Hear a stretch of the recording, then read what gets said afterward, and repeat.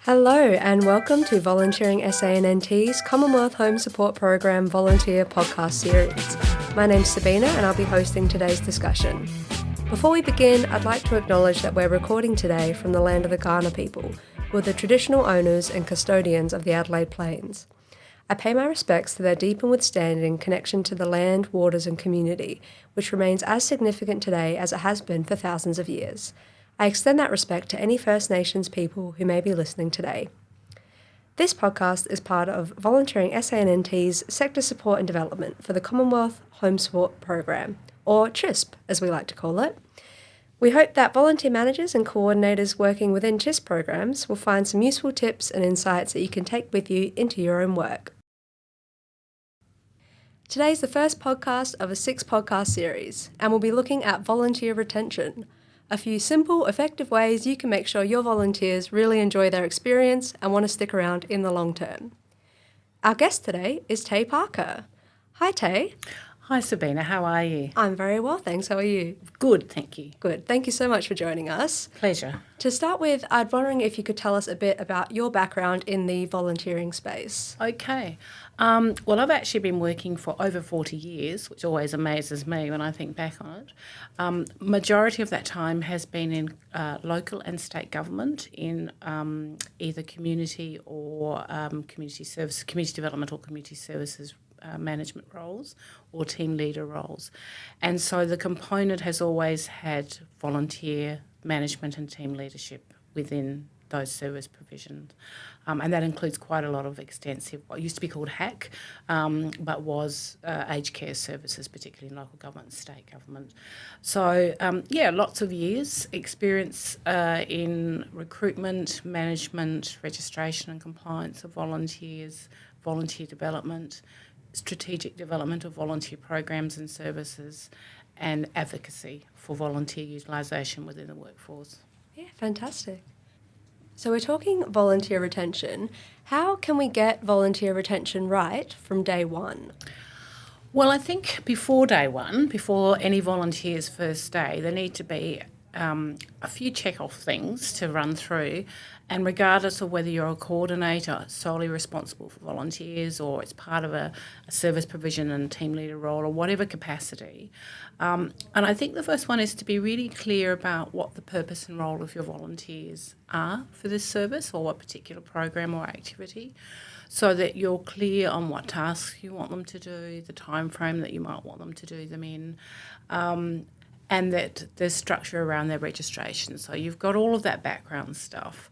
I tend to say recruit to suit, really. So you're very clear about who you're looking for as a volunteer, the skills you'd like them to have, life experience.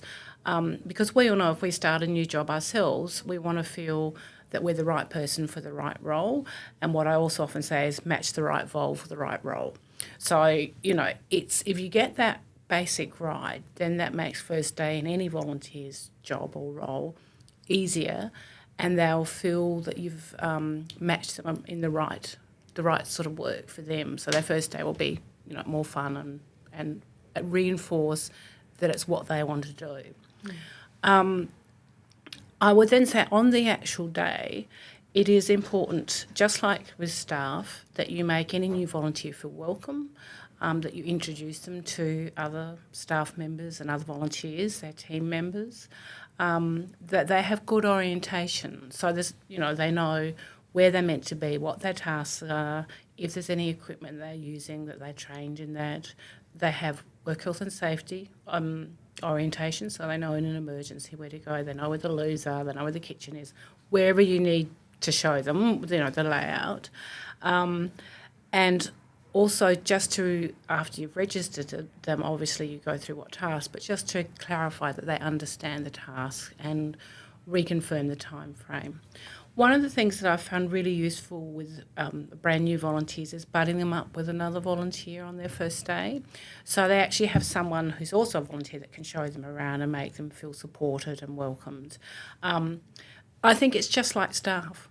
All of us want to feel that we're shown the ropes, shown what to do, appreciated, can see what our role and purpose and our contribution is going to be.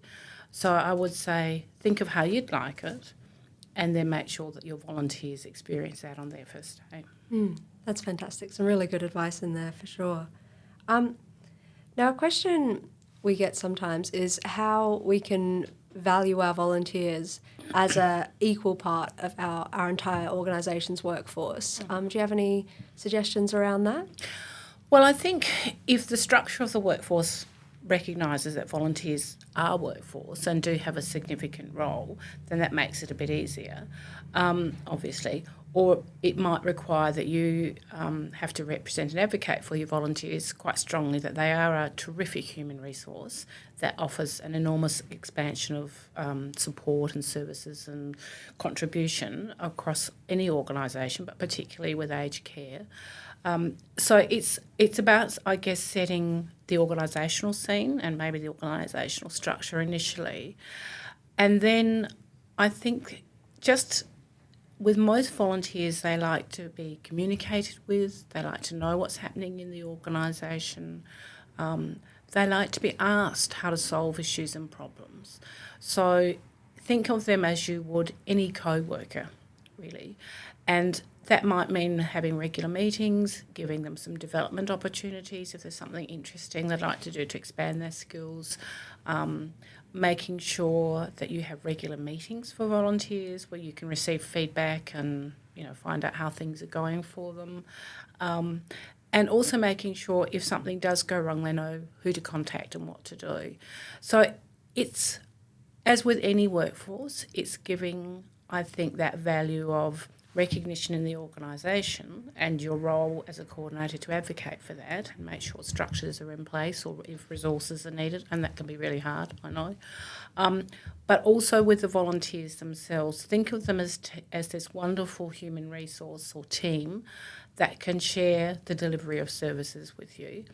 Ask them for their help, ask them for their solutions, ask them for their suggestions. And you might want to formalise that even more by maybe having representatives at workforce meetings, strategic development meetings. Some volunteers I know actually are represented on the boards of some organisations, and some are represented on things like work health and safety committees or service planning committees. So it depends what works for your own organisation and the volunteers that you've got.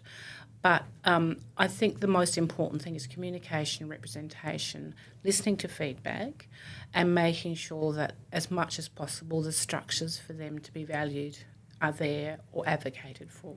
Absolutely. Yeah, it's definitely about including that volunteer voice wherever you can. Yeah. And, for all of us that are coordinating or managing volunteers, I think we sometimes feel like the serial pest in the room, always raising the what about the volunteers. But it pays off, because it makes people think, yep.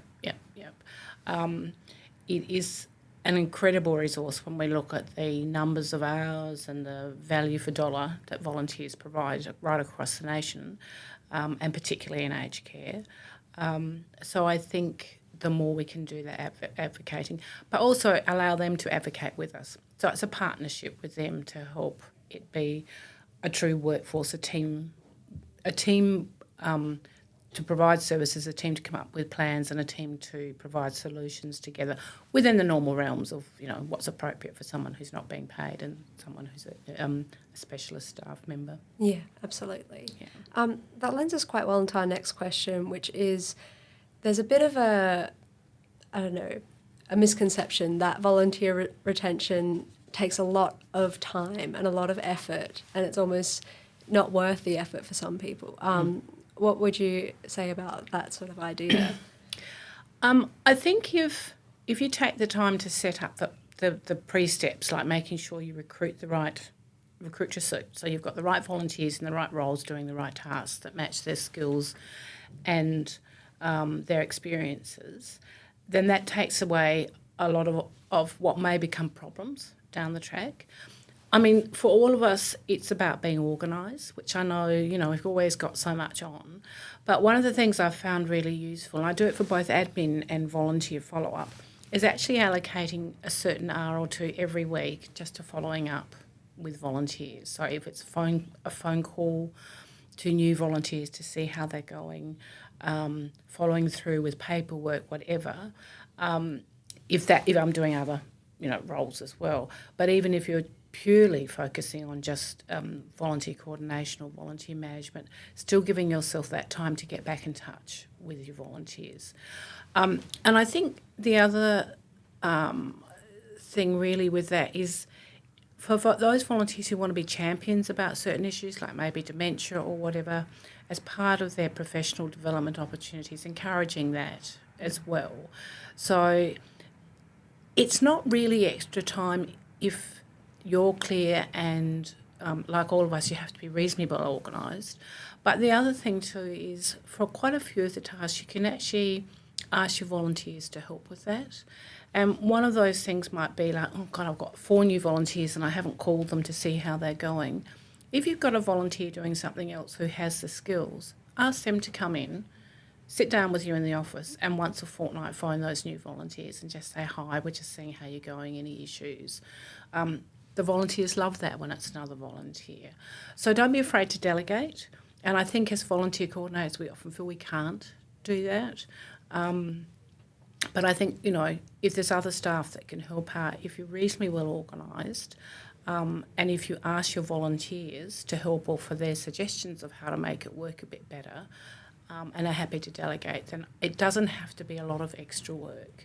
And being flexible, roll the punches as they come so that you don't feel pressured of, oh, I haven't got that done or whatever.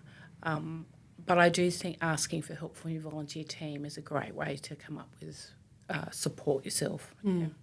Definitely a great suggestion. And it really goes to show how much those small gestures, a monthly check-in, a phone call, can really make in terms of retention. Oh, absolutely. Yeah, because, the fundamental thing with volunteering, I think, is that people seek to volunteer because they want to contribute. They want to make a difference in the world or in their community, but they also want to feel good about it and it to be a positive and rewarding experience for them. So that can mean the actual service provision they have, in the interactions they have with the agencies and organisations, and with their co-workers, the other volunteers. And I remember during COVID, quite a few of our volunteers, contacted me to say, oh, I'm really missing my mates, my friends. And what we did was set up, find a couple of a certain group of volunteers and said, are you happy to share each other's email addresses and Zoom or MS Teams addresses, and they kept in touch by themselves. So part of volunteering is the social connection for them, as much as it is for our customers and clients, and that's a big driver. So if you work and help develop that with your team, then you're more likely to keep volunteers because they'll be really happy about coming in or feel positive about it. So yeah, absolutely. What a great initiative to bring in during COVID. Now, just to bring the CHSP lens a bit into the conversation, so when some of your volunteers are volunteering offsite in clients' homes and things like that, are there any particular approaches you take to make sure they're kept in the loop and also making sure that they're getting the most out of their volunteer experience? Okay. I think, again, that comes back to supervision style, whilst you have to let people go and do their own things. But, it depends how much input you want to have. One of the things might be that you might actually ask them to phone in after each of their shifts or hours or time with a customer in their house, so they can let you know how it went. That can be hard because if you're busy doing other things, and so that's why I suggested maybe using some other volunteers to do that, and then if there's an issue to accelerate it up to the manager or coordinator. I think, though, that regular meetings, even though they're off-site most of the time, but to come in for regular meetings once a month if they're doing off-site work so that they've got that sense of support and base, phone calls. And I think with email and text messaging these days, it's great to be able to just flick through. So even if it's just a standard email that goes out once a week to your group of out-of-office volunteers, how's it going? Was everybody okay this week? Text me back if there's any issues. Really small little bits and pieces of your time, but it makes a big difference. The other thing too, I think, because the customers and clients are very vulnerable in this group, is to make sure that all the volunteers have your contact details so they know where and how to phone you and reach you. Nothing worse than something happening and, I don't know the number, and that it would probably include giving your mobile number to them, your work mobile number obviously, but also ensuring that they understand and are well trained in emergency procedures. So they feel confident and comfortable that if something happens, we've got their back. So there'll be a person they can call and they'll get supported and someone will be there with them as soon as possible, and they know to call an ambulance or police or whatever's needed. So I think it's a combination of that practical common sense, but I think, the effort must to some extent be in keeping in touch with them, being able to be accountable for the services that they provide, because we're all accountable to the Commonwealth and our own organisations. And that requires the time to follow up or to have meetings or ask them, to contact regularly. Yeah, fantastic. Thank you for sharing that insight. Now, we've been using this word retention a bit so far, but there's a bit of, it gets a bit of a bad rep sometimes. A lot of volunteer managers can see it in terms of clinging on to volunteers, with everything they can. But do you think there's a benefit into taking a bit more of a flexible approach to your volunteer retention? Oh, absolutely. I mean, we all know that to actually recruit volunteers is incredibly competitive at the moment. The market has changed a lot since COVID. The baby boomer volunteer generation that's coming through will not do what our parents did, which was volunteers year in, year out in the same organisation for 10 or 15 years every week. They have life demands, they have family demands, they have other interest demands. So I think it's one of the things that I think will keep a volunteer coming back is that you are flexible.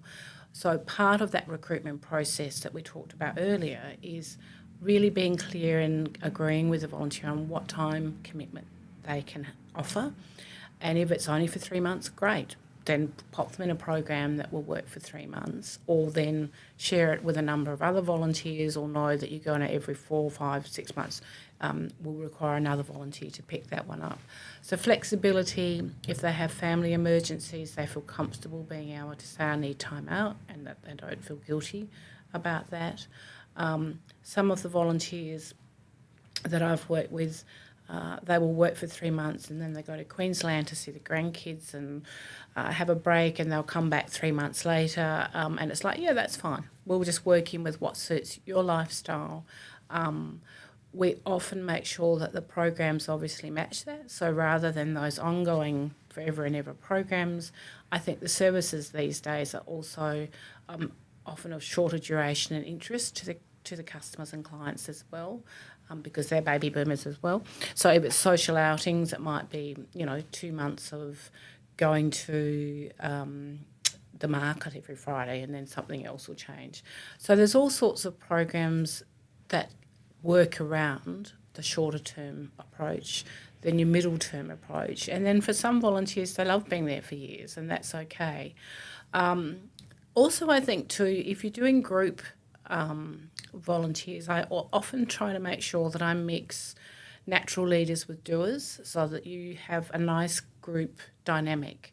And that way, with flexibility, I think people enjoy coming back to that, because those who just want to get in and do the practical stuff will do it, and those who tend to be natural leaders are happy to oversee or organise things. For the ones that are by themselves off-site, that might be taking people shopping or whatever, again, making sure that they're happy, continually to be happy, and to give them breaks between that role. It can be quite demanding. So keep that constant communication. You've been doing this for 6 months.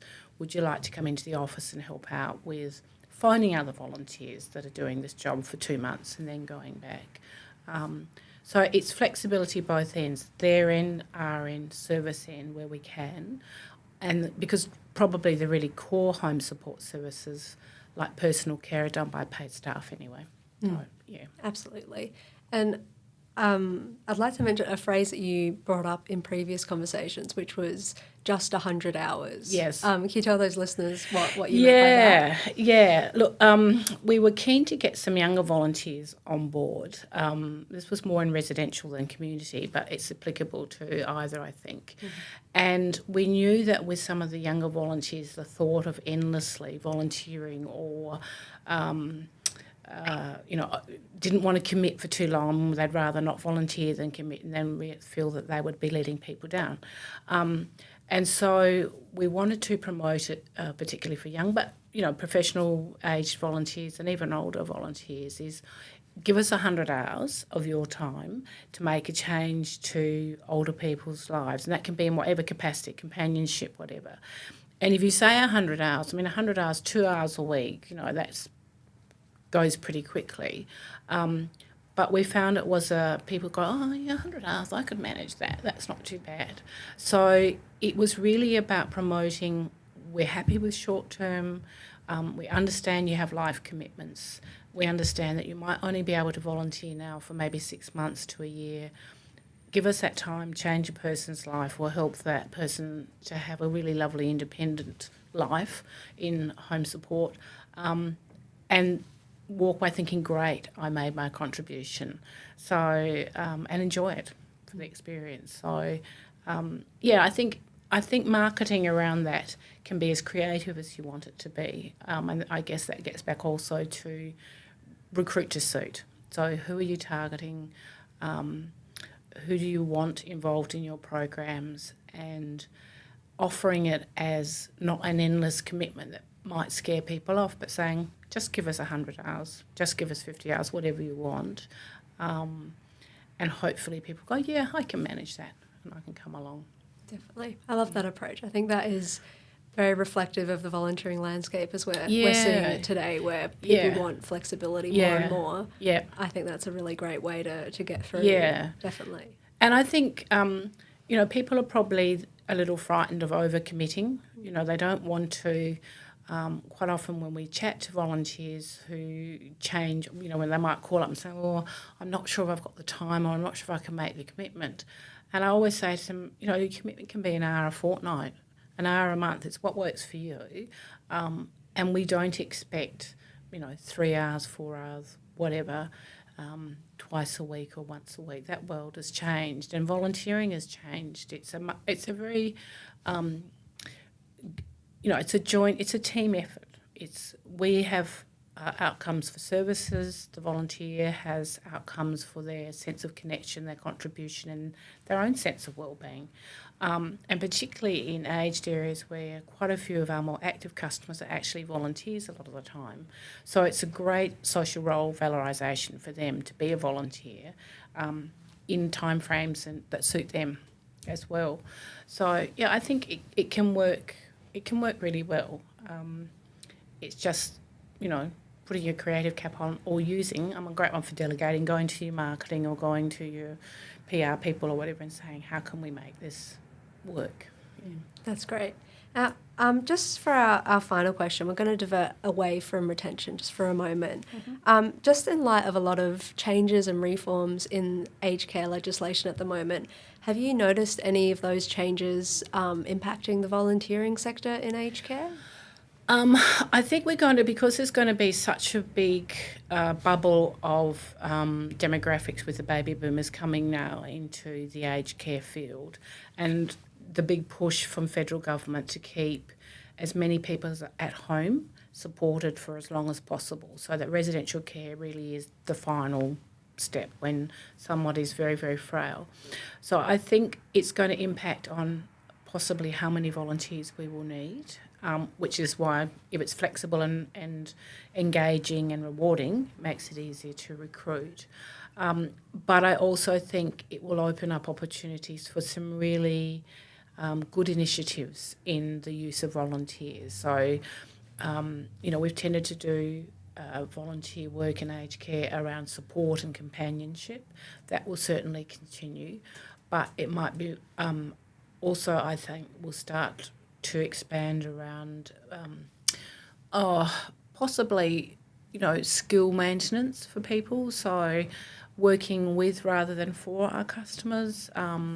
If they like to garden, being there with them, not actually doing it, but helping them to maintain those basic skills of gardening, maybe helping them to maintain basic skills of making scones, whatever it is, in their capacity.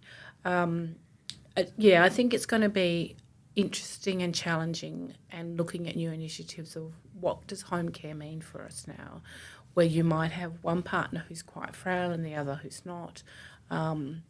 What will that mean for our volunteers, and being mindful within that of the scope of a volunteer too, that they're not paid, they're not the experts, they're there for that social connection, social support, practical assistance. But I think that can be really expanded as well now, so it might be things that we haven't thought of before. Definitely. And it's as you said before, all about rolling with the punches. Yeah. New changes coming in, you just go with the flow and keep updating as time goes on. And I think one of the other things about that, which is also going to be interesting, particularly for some of our younger and more middle-aged and some of our old volunteers, is if they come into a volunteer role within the industry now, because of the demand for workforce, and we see it, I've seen it in my own recent volunteer aged care area, volunteers go on to become employed by that agency. So it's a great way to recruit for staff, to see how they go, and to give people who might not have thought they could work in the area an opportunity to work, to meet this enormous community need we're going to have over the next 10, 20 years to support older people living independently. So, it's a two-way thing. Yeah, that's right. Thank you so much for that, Tay. Not a problem. That's our last question for the day. So thank you so much for joining us and sharing all your expertise and experiences. Pleasure, Sabine. It's been great being here with you. I'm sure that those listening are walking away with their heads buzzing, full of new ideas. I hope so. So that concludes the first episode of Volunteering SANNT's CHSP Podcast Series. We look forward to sharing more insights with you in the next episode.